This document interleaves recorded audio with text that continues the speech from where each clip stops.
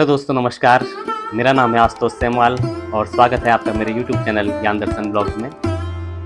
दोस्तों, पंच केदार के इस क्रम में आपने अभी तक देखा प्रथम केदार भगवान केदारनाथ के बारे में, द्वितीय केदार भगवान मन्नेश्वर के बारे में आपने जाना, तृतीय केदार भगवान तुंगनाथ जी के बारे में आपने जाना और आज पापा जी आपको चतुर्थ केदार भगवान श्री रुद्रनाथ जी के बारे में बताने का प्रयास करेंगे। तो आइए जानते हैं क्या है भगवान रुद्रनाथ जी की महिमा। चलिए शुरू करते हैं।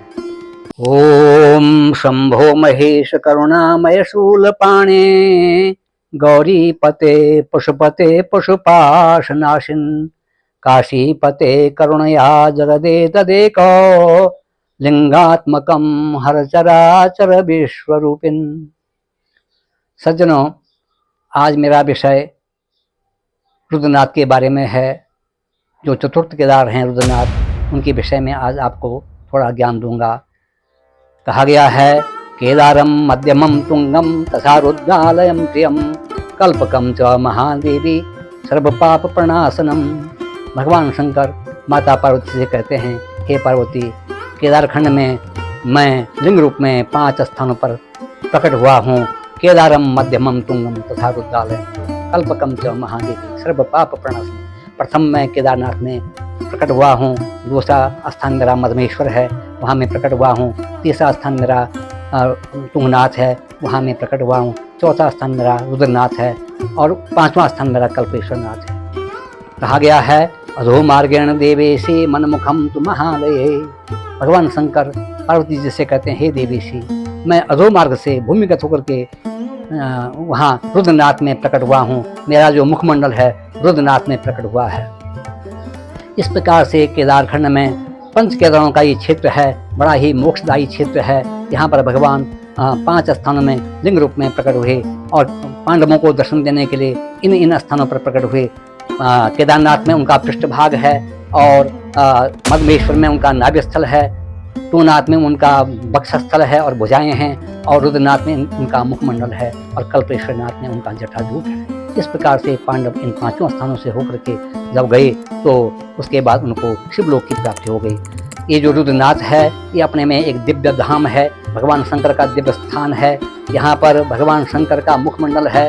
भगवान यहाँ पर जो है एक गुफा में रहते हैं, प्राकृतिक गुफा है। उस गुफा में भगवान शंकर का जो लिंग है बड़ा ही मनमोहक लिंग है। इस लिंग पर भगवान शंकर की मुखाकृति भी बनी हुई है और भगवान शंकर का जो लिंग है वो कुछ थोड़ा टेढ़ा टेढ़ा, जैसे कोई आदमी बैठता है थोड़ा किसी को देखने के लिए जरा टेढ़ा जब होता है, इसी आकृति में भगवान शंकर का यह लिंग है। क्योंकि जब पांडव यहाँ गए थे तो नारद कुंड में जब पांडव पहुँचे तो भगवान शंकर ने देखा कि ये जो पांडव हैं मेरे दर्शन के लिए नारद कुंड में पहुंच गए हैं। तो भगवान शंकर कुछ टेढ़ा बैठ करके उनको देख रहे थे, निहार रहे थे कि पांडव नजदीक ही आ गए हैं। तो भगवान शंकर वहाँ पहले साक्षात रूप में बैठे थे, फिर भगवान शंकर अंतर्धान हो गए और लिंग रूप में आ गए। इसके बाद पांडव जब वहाँ पहुँचे तो पांडवों ने इस नारद कुंड में से जब आगे बढ़े तो उन्होंने वहाँ उस गुफा द्वार में जाकर के भगवान शंकर का यह जो लिंग रूप देखा, वो उन्होंने उसका पूजन अर्चन और स्पर्शन किया। उसके बाद यह जो उनको जो है पाप थे, अर्थात उन पर जो ब्रह्म हत्या गोत्र हत्या लगी थी, ये इससे वो विमुक्त हो गए। यह रुद्रनाथ क्षेत्र एक ऐसा क्षेत्र है जिसकी 6 महीने पूजा रुद्रनाथ में होती है और 6 महीने पूजा गोपीनाथ में के मंदिर में होती है। गोपेश्वर भी एक ऐसा स्थान है जो बड़ा सिद्धिदायक स्थान है। वहाँ पर गोपीनाथ जी का मंदिर है। उस मंदिर में प्राचीन मंदिर है, उस मंदिर के अंदर भी भगवान शंकर लिंग रूप में विराजमान है गोपीनाथ के रूप में। और वहाँ पर जो है गोस्थल भी इसको कहते हैं, इसका दूसरा नाम गोस्थल है। वहाँ पर भगवान शंकर का नंदीगण प्रकट हुआ था और उस नंदीगण में बैठ करके भगवान शंकर उसमें सवार होकर के उसमें आरूढ़ होकर के यहाँ से महालय को गए थे प्रथम बार। और महालय का मतलब होता है, महालय का अर्थ है रुद्रनाथ। इस प्रकार से गोपीनाथ का जो मंदिर है वहाँ पर जो ब्राह्मण लोग हैं वो वहाँ पर गोपीनाथ के मंदिर में भगवान शंकर की 6 माह शीतकाल में पूजा करते हैं। सांगोपांग ढंग से पूजा होती है। ये जो यहाँ के पंडित हैं ये बड़े विद्वान हैं। सांगोपांग ढंग से भगवान की 6 महीने पूजा होती है। और फिर भगवान को जब ग्रीष्म काल आता है तो ग्रीष्म काल में भगवान शंकर की चल विग्रह डोली बिल्कुल सुसज्जित करके वस्त्राभूषणों से और अनेक प्रकार के स्वर्णाभूषणों से और अनेक प्रकार के दिव्य मालाओं से इनको सुशोभित करके फिर भगवान रुद्रनाथ की डोली जो है बड़ी धूमधाम के साथ, बड़े हर्षोल्लास के साथ गोपेश्वर से रुद्रनाथ को जाती है। और 6 महीने भगवान की पूजा अर्चना रुद्रनाथ में ही संपन्न होती है। यहाँ गोपेश्वर के जो विद्वान पंडित हैं वो वहाँ जाकर के उनकी पूजा करते हैं। यहाँ पर जो रुद्रनाथ जी का स्थान है ये प्राकृतिक सौंदर्य से भरपूर है। यहाँ पर जब कोई भी जाता है तो उस मनोहारी दृश्य को देख करके, अर्थात हिमालय के इस औषधि प्रस्थ को देख करके, हिमालय के इस गंधमादन पर्वत को देख करके प्रसन्नचित्त हो जाते हैं। आज भी वहाँ जाना बड़ा दुर्गम है। प्राचीन काल में वहाँ जाना बहुत दुर्गम था, आज भी वहाँ जाना बड़ा दुर्गम है, क्योंकि वहाँ संसार के कोई भी सुविधा के प्रसाधन आज भी नहीं हैं। यहाँ पर जाने के लिए खड़ी चढ़ाई है। एक मार्ग वहीं सगर गांव से ऊपर जाता है, एक मार्ग अतिमुनि आश्रम से ऊपर जाता है। खड़ी चढ़ाई के बाद यहाँ लोग जाते हैं। सामने एक पितृधार है, पितृधार में पहुँचते हैं तो लोग अपने पितरों को ध्यान करते हैं, पितरों का स्मरण करते हैं और पितरों को लिंग रूप में वहाँ स्थापित करके उनके मोक्ष की कामना करते हैं। उसके बाद जो भी यात्री वहाँ जाता है महर्षि नारद का ध्यान करके और थोड़ा सा नारद कुंड के जल का अभिषेक करके वहाँ से आगे बढ़ते हैं और रुद्रनाथ की गुफा द्वार में पहुँचते हैं। जब रुद्रनाथ जाते हैं भगवान शंकर का 2 प्रकार का वहाँ दर्शन होता है। जब निर्वाण दर्शन होता है उस समय भगवान शंकर निर्वाण रूप में बिना किसी श्रृंगार के रहते हैं। उस समय भगवान शंकर शांत मुद्रा में दिखाई पड़ते हैं। ऐसा लगता है भगवान किसी शांत मुद्रा में ध्यान में बैठे हुए हैं। बड़ा ही शांत उनका वो मुखमंडल दिखाई पड़ता है। जब इनका श्रृंगार दर्शन होता है, श्रृंगार दर्शन में उन पर चांदी की मूछें लगती हैं, चांदी के मुकुट लगते हैं, चांदी की आंखें लगती हैं, चांदी के कान लगते हैं और चांदी के त्रिपुंड लगते हैं और अन्य प्रकार के चंदन आदि से भी इनको आभूषित किया जाता है। और इस प्रकार से श्वेत पुष्पों की मालाएं जो वहाँ बन के श्वेत पुष्प की जो मालाएं होती हैं उन श्वेत पुष्पों की मालाओं से उनको अलंकृत किया जाता है। इस प्रकार से भगवान का यह आरती दर्शन बड़ा ही सुंदर और बड़ा ही भव्य दिखाई पड़ता है। रुद्रनाथ जी में जब पहले द्वापर युग में जब पांडव वहाँ पहुँचे तो पांडवों को भगवान ने यहाँ जो भी दर्शन दिया उसके बाद वो वहाँ से आगे बढ़े कल्पेश्वर गए।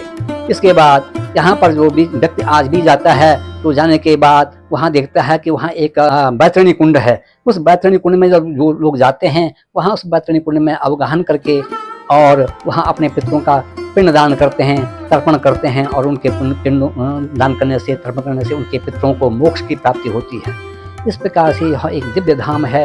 यहाँ पर प्राकृतिक सौंदर्य है, कहीं कोई कोलाहल नहीं है, प्रकृति की नीरवता है, बिल्कुल शांति है, चारों ओर शांत प्रकृति है। हिमालय के उत्तुंग शिखर यहाँ से दिखाई पड़ते हैं और यहाँ की बनावलियाँ, यहाँ के प्राकृतिक बुग्याल जिनमें विविध प्रकार के पुष्प वाटिकाएँ खिली रहती हैं, इसको देख करके मन बड़ा प्रसन्न हो जाता है।